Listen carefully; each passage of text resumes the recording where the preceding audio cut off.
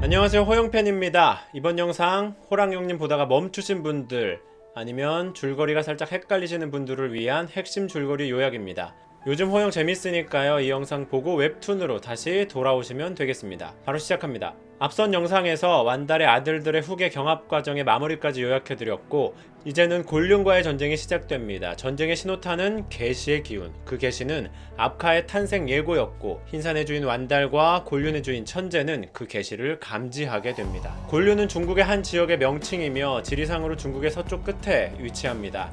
흰산은 그 반대편인 우리나라의 백두산이라고 보시면 되고요. 부활할 악마 예루리를 제압하기 위한 힘이 묻힌 곳이 흰산이고, 악마 예루리를 봉인하는 힘을 유지하는 곳이 곤륜입니다. 아마도 예루리 자체도 곤륜의 어딘가에 봉인된 것으로 추측됩니다. 곤륜의 권력 승계 구조는 흰산과는 달랐습니다. 흰산의 주인은 가장 강한 다음 존재에게 승계하고 전주인을 소멸하는 구조였다면, 곤륜은 하나의 육신을 가진 5 인격의 제들이 돌아가며 등극하는 형태였습니다. 간단하게 말하면 한 존재가 수천 년 동안 절대 권력을 차지했다는 말입니다. 절대 권력은 절대 부패하는 법. 수천 년 세월의 권력을 혼자 차지해온 천재는 세계관 1인자의 자리를 원합니다. 거울아 세상에서 누가 가장 강하니? 흰산의 주인인데요. 천재에게 흰산의 주인은 제거 대상 1호입니다. 해서 흰산의 힘까지 자신이 차지하려는 계획을 세우는데, 곤륜의 주인 천재와 권력 서열 2인자 군사 구망의 대화에서 천재는 초대 흰산의 주인 백호 브라메 때에도 흰산의 힘을 차지하려 공격한 적이 있었지만, 그때는 준비가 철저하지 못해 패했으나 이번에는 다르다. 내가 뒤를 바치겠다 라고 이야기합니다. 천재가 결연한 의지를 밝힘에도 구망은 이거 그냥 아가리인데 라고 확신합니다. 그리고 천재는 아가리 파이터가 맞습니다. 하지만 그 힘만큼은 냉철한 분석과 구망도 지금의 제가 융합을 유지한 상태라면 이기지 못할 존재가 없을 거라 확신할 만큼 강한 존재인 것은 틀림이 없습니다. 흰산을 침공하는 천재의 표면적 목적은 흰산의 힘을 차지하는 것입니다. 그리고 이전에 실패의 경험이 있던 천재는 이번에는 최적의 타이밍을 노립니다. 압카의 탄생 계시가 나타났고, 그 압카가 더 성장하게 돼서 흰산의 힘을 받으면 본인도 승산이 없는 것을 아는 천재는 흰산의 주인 완달이 완전히 소멸하고 압카가 힘을 받기 전 그 최적의 타이밍에 흰산을 침공하려 했습니다. 하지만 완달과 압카가 대면하면서 완달이 복귀하고 천재의 계획이 어그러졌고, 그나마 완달이 완전히 소멸하지는 않았지만 흰산의 힘 90%를 환원해서 10%만 가지고 있는 이 시점이 최적의 타이밍이라 판단하고 군사 구망의 조언을 무시하고 흰산과의 전쟁을 시작합니다. 천재의 전병력은 흰산으로 진격합니다. 하지만 정작 천재 본인은 전장에 나오는지 안 오는지 곤륜의 고유직들도 잘 모르는 듯합니다. 완달은 강의 주인 이무기 라오허 등 주변 동맹 세력에게 함께 곤륜을 막으라는 교지를 보냈고, 또 자식인 흥계와 모란에게도 와서 도와달라는 메시지를 보냅니다. 천재와 완달이 전쟁에 임하는 태도는 정반대입니다. 천재는 부하들아, 니들이 먼저 나가 싸워. 완달 힘 빼놔. 완달은 부하들아, 정수주의 보호막 안에 잘 들어가 있어. 내가 싸우고 올게. 사실 천재가 부하들을 먼저 전장으로 몰아넣었던 이유는 따로 있었습니다.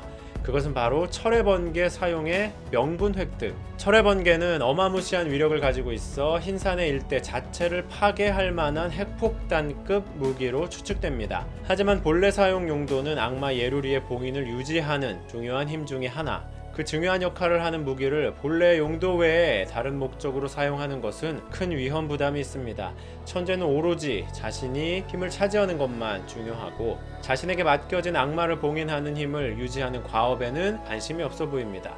본인이 흰산의 힘을 차지하면 악마 예루리가 부활해도 내가 직접 제압할 수 있다, 이렇게 생각하는 걸까요? 하지만 철의 번개 사용에 대한 권한을 가진 것은 천재가 아닌 오행관 구망. 구망은 곤륜의 병사들이 위험하니 철의 번개 사용을 허락해달라는 천재의 명령을 거부합니다. 또 구망은 흰산과의 전쟁에 제가 융합을 해야 한다 라고 주장하다 전장에서 배제되기도 합니다. 더 확실한 철의 번개 사용 명분을 얻기 위해 천재는 여러 신격들과 곤륜의 강자들을 투입해서 완달을 상대하게 합니다. 물론 그들이 죽기를 바라는 거지요. 많이 죽고 피해가 클수록 철의 번개 사용 명분은 커지는 법. 혹시나 이기면 땡큐고요. 천재는 다른 신격들은 몰라도 랑랑 정도면 완달을 제압할 수 있을 거라고 보고, 한때 본인에게 반역을 일으켰던 랑랑까지 투입시킵니다. 그런데 이 랑랑놈이 아곤을 죽여버립니다.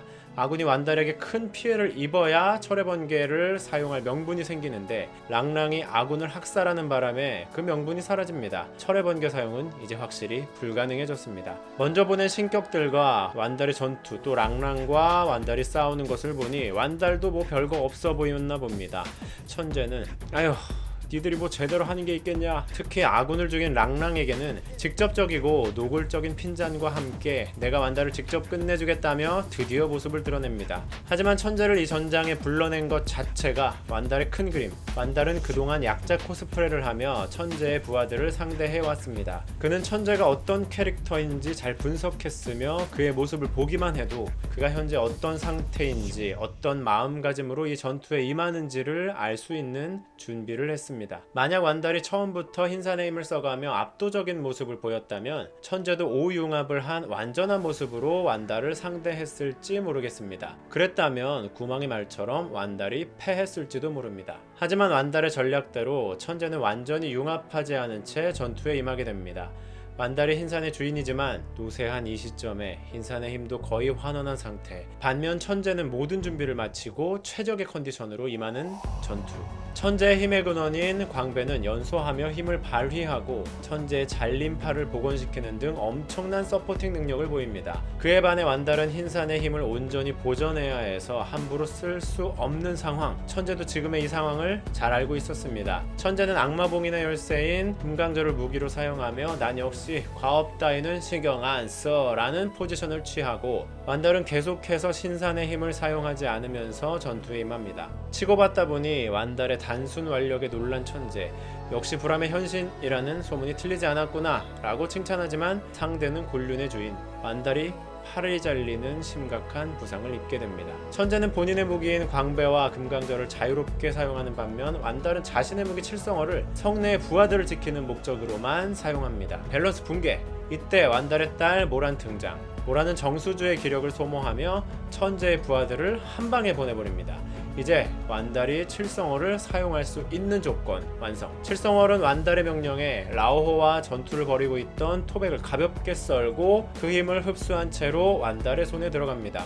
칠성월은 천재의 무기 금강절을 박살내고 천재의 힘의 원천인 광배 또한 절단내버립니다. 이렇게 완달의 승리일 줄 알았지만 절단난 광배는 오히려 천재를 각성하게 만듭니다. 각성한 천재는 힘을 소진한 칠성어를 산산조각 내버리고 남은 흰산의 힘을 모두 사용하며 소멸하게 되는 완달. 결국 완달은 흰산의 힘을 사용하기로 결단했고 천재와 모든 것을 건 최후의 일합을 벌입니다. 가장 중요한 순간에 천재에게 발동한 PTSD. 최고 레벨 프로들의 승부에서 순간의 움찔은 승패를 좌우하는 법. 수천 년 전 불암과의 대결의 기억해서는 안 되는 장면이 떠올랐고 천재가 움찔하게 됐고 완달이 사용한 흰산의 힘에 의해서 사지절단납니다. 하지만 완전히 소멸하지는 않은 듯합니다. 수많은 광배와 장막으로 회복하며 1000년 이상의 회복 기간을 가지게 될 듯합니다. 하지만 완달도 전신을 가로지르는 큰 부상을 입게 됩니다. 어찌됐든 완달은 후계 정리도 끝냈고 곤륜 세력도 막아냈으니 자신의 과업 완수를 위한 모든 준비를 마치게 된 듯합니다.